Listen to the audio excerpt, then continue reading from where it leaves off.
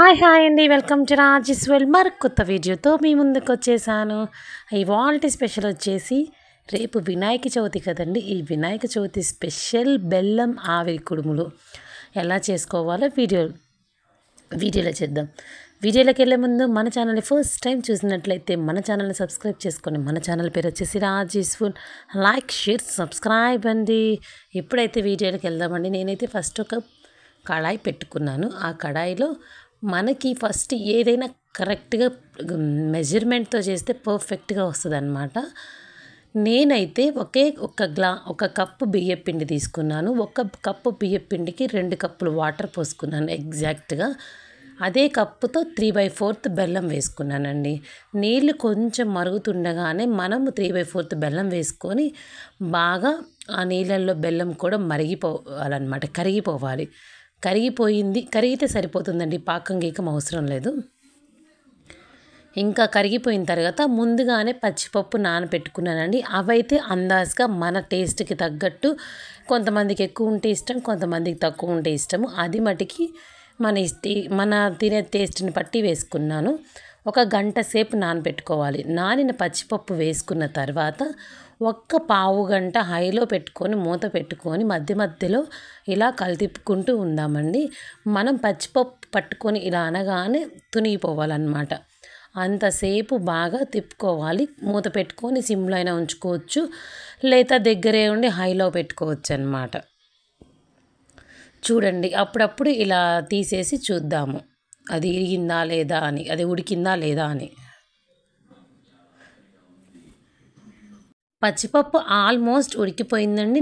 80% ఉడికిపోయింది. ఒక్క 2 మినిట్స్ అలా ఉంచుదాము. ఒక 2 నిమిషాల తర్వాత మనం చూసుకుందాము. ఆ 20% కూడా ఉడికిపోయిందండి. ఇప్పుడైతే కొంచెం చిటికెడు సాల్ట్ వేసుకొని 1 టీ స్పూన్ నెయ్యి వేసుకుందాము. నెయ్యి కరిగినంత వరకు ఉంచుకుందాము, బాగా కలుపుకొని.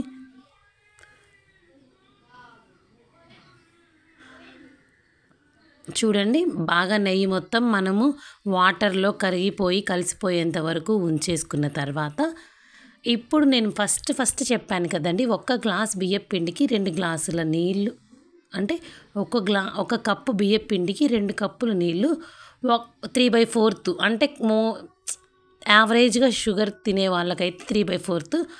కరెక్ట్గా షుగర్ బాగుండాలి, కరెక్ట్గా ఉండాలి అని అనుకుంటే 1 కప్ వేసుకోవచ్చు అనమాట.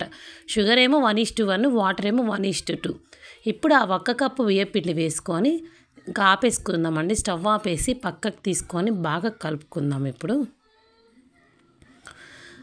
చాలా వరకు ఇప్పుడే స్పూన్తో చాలా వరకు కలిపేసుకుందాం, చాలా నీట్గా. చూడండి ఈ విధంగా. తర్వాత పక్కకు తీసుకొని ఒక చిన్న కప్ అండి, మనం బియ్యం పిండి తీసుకుంటాం చూడండి, దాంట్లో 1/2 కప్ పచ్చి కొబ్బరి ముక్కలు వేసుకుందాము. ఈ పచ్చి కొబ్బరి ముక్కలు వేసేసుకున్నాక మనకి చెయ్యి పట్టుకునే అంత వేడితో మనం మళ్ళీ 1 టీ స్పూన్ నెయ్యి వేసేసుకొని బాగా కలుపుకుందాం. మన చపాతీ పిండి కలుపుకుంటాం చూడండి, అలా కలుపుకొని ఇప్పుడు మనం బెల్లం ఆవిరి కుడుములు ఏ షేప్ కావాలో మనం చేసుకుందాం. నేనైతే 3 షేప్స్ చేసుకుంటున్నానండి. ఒకటైతే రౌండ్గా చేసేసుకుంటున్నాను, ఇంకొకటైతే ఇలా చేసుకుంటున్నానండి. 2 చేతుల మధ్యలో ఇలా ఈ షేప్ చేసుకుంటున్నాను. ఇంకొకటైతే మనకి చిన్నవి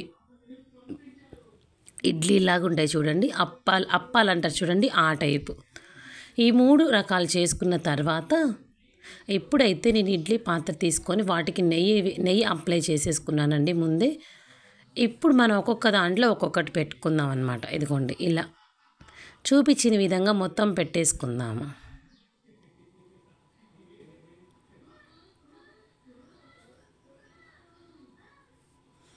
ఇప్పుడైతే మనకి అప్పాలు పెట్టుకుందాము.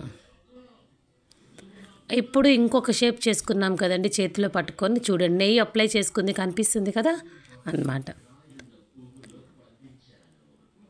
ఇప్పుడు స్టవ్ ఇలా అన్నీ పెట్టేసుకున్నాను, చూడండి ఎలా పెట్టుకున్నానో మొత్తం చూపిస్తున్నాను.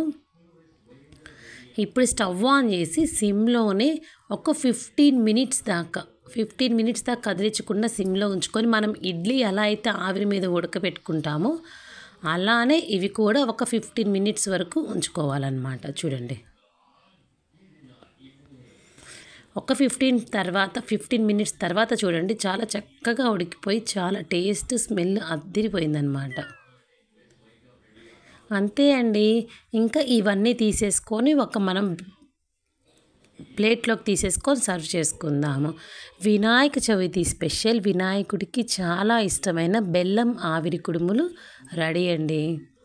దీంట్లో ఏదైనా చిన్న చిన్నవి నాకు తెలియని తప్పులు చేస్తే మాకు ఖచ్చితంగా కామెంట్ చేయండి, నేను నేర్చుకుంటాను. ఇంకా మరిన్ని మంచి వీడియోస్ కోసం మన ఛానల్ని సబ్స్క్రైబ్ చేసుకోండి. బాయ్ బాయ్ అండి.